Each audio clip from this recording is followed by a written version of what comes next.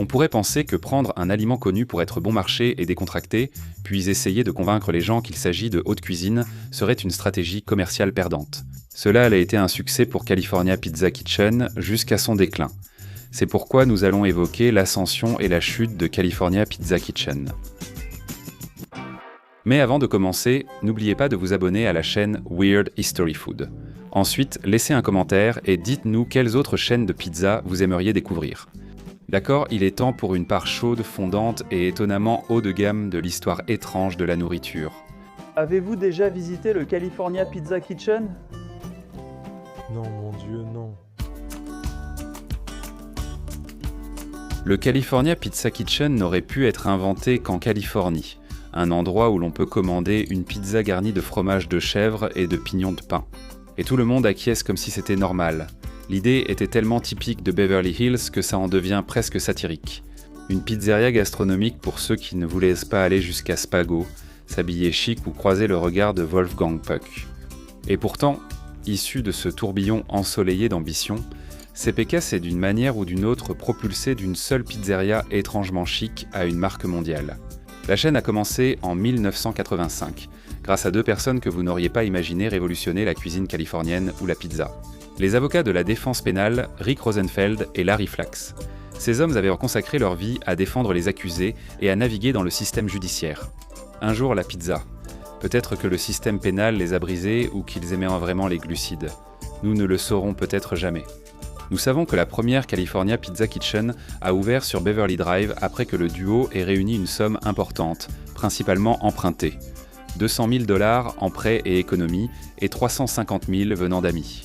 Imaginez demander à vos amis « On peut vous emprunter le prix d'une petite maison pour ouvrir un resto qui met des feuilles de vigne sur des pizzas ?»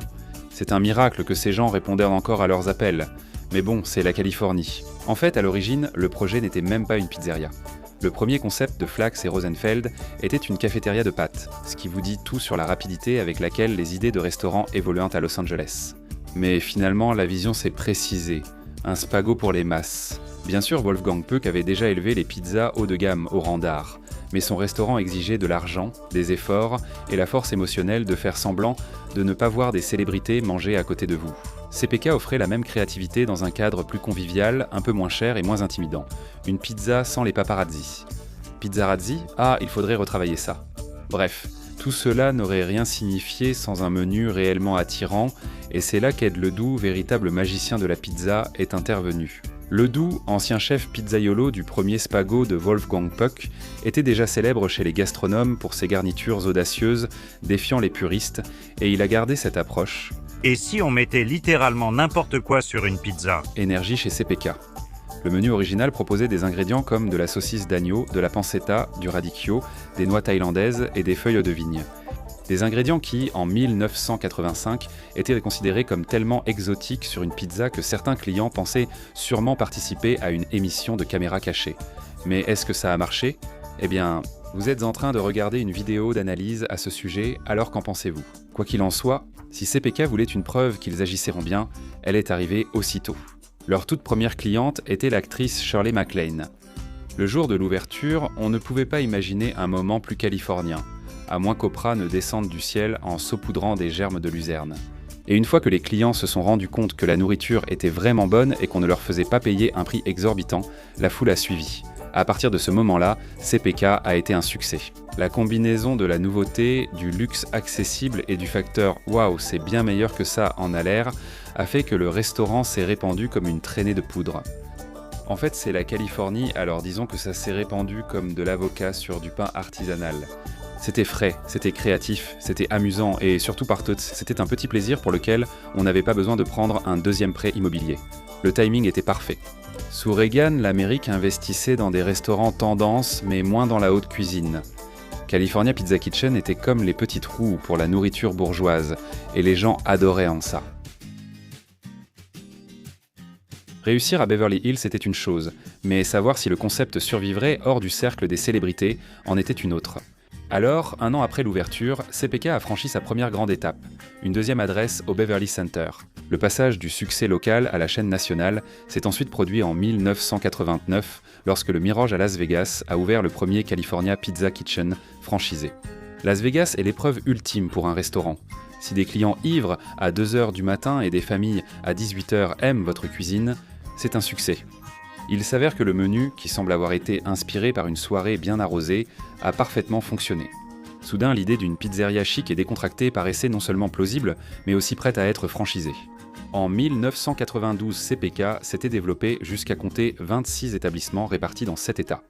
L'idée du fondateur se développait magnifiquement, en grande partie grâce à un plat du menu qui est devenu la vedette, la pizza au poulet barbecue. Créée par Ed Ledoux, cette pizza n'était pas seulement populaire, elle a défini la marque. Lors de la soirée d'ouverture du premier restaurant, 180 des 200 pizzas vendues étaient au poulet barbecue. Donc il n'est pas exagéré de dire que cette pizza a porté la franchise sur son dos sucré, fumé et parsemé de gouda. À mesure que CPK grandissait, elle a créé la catégorie du casual chic. Ce n'était ni de la restauration rapide, ni de la haute gastronomie, ni Domino's. C'était un lieu où emmener enfants, rendez-vous ou proches venus de loin, pour se sentir chic sans gérer le voiturier. CPK s'est inspiré du monde entier, poulet de taille, champignons sauvages, club californien et en 1991, elle est devenue la première chaîne nationale à interdire totalement de fumer. Ils ne suivaient pas les tendances, ils les créaient, ou du moins ils en créaient quelques-unes. Ainsi que des combinaisons de garnitures de pizza absolument folles. Tout allait si bien, ce qui, dans le monde de la restauration, signifie généralement qu'une catastrophe est imminente. En 1992, PepsiCo est entré en scène avec un chèque de 100 millions de dollars pour une participation majoritaire dans California Pizza Kitchen. Sur le papier, c'était une victoire énorme.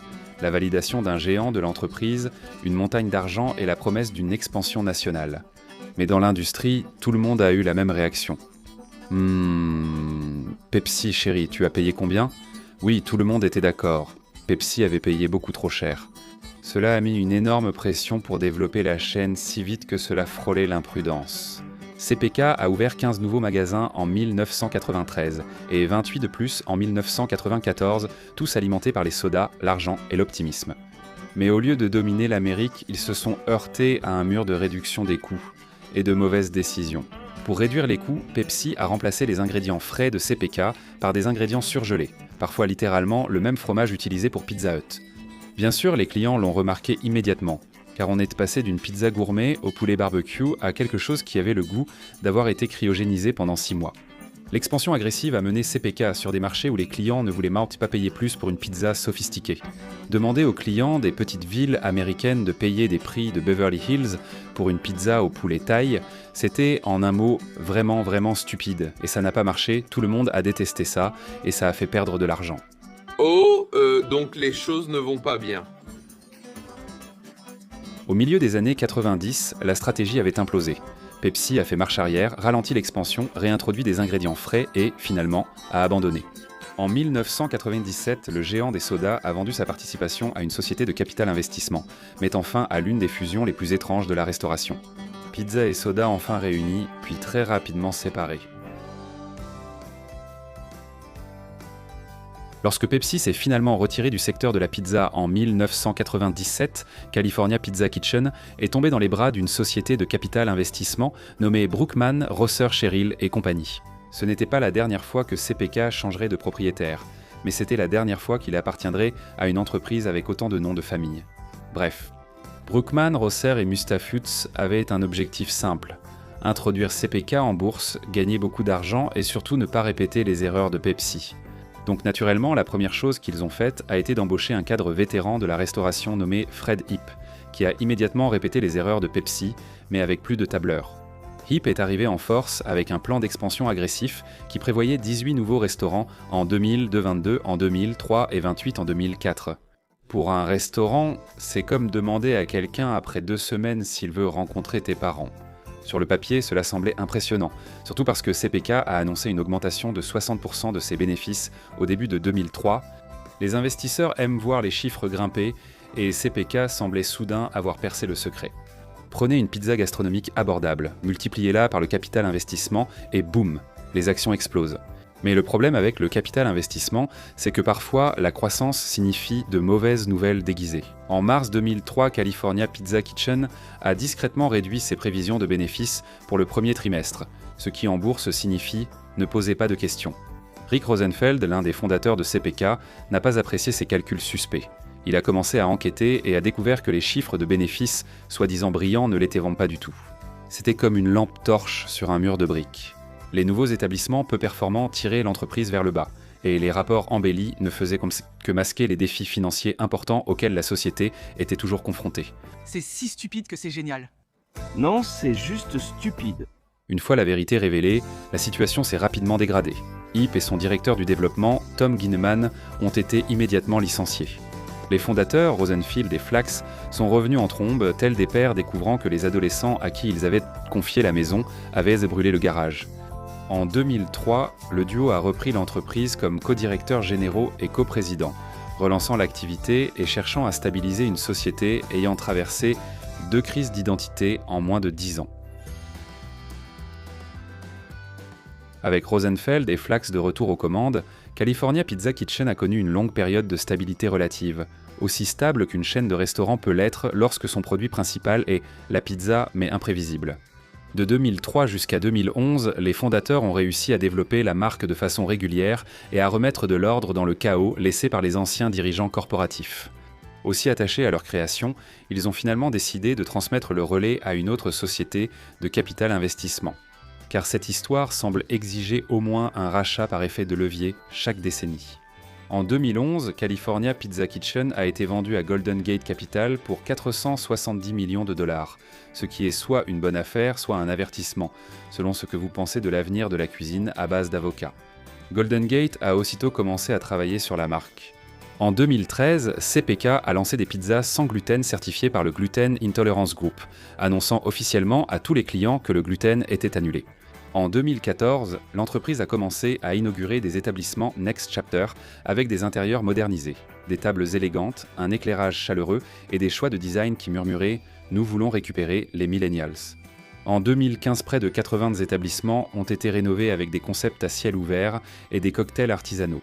En 2018, CPK a lancé sa pâte à pizza au chou-fleur dans tout le pays, devenant la première grande chaîne à proposer une pizza à base de ce légume autrefois utilisé par les parents pour punir les enfants. Malgré les nouveaux menus, le design rénové et les efforts pour attirer la génération chou-kale, CPK n'a pas échappé au sort des milliers de restaurants en 2020. La pandémie mondiale a fermé les salles à manger et supprimé les revenus du jour au lendemain. L'entreprise, déjà endettée de plus de 400 millions, n'a pas survécu aux fermetures.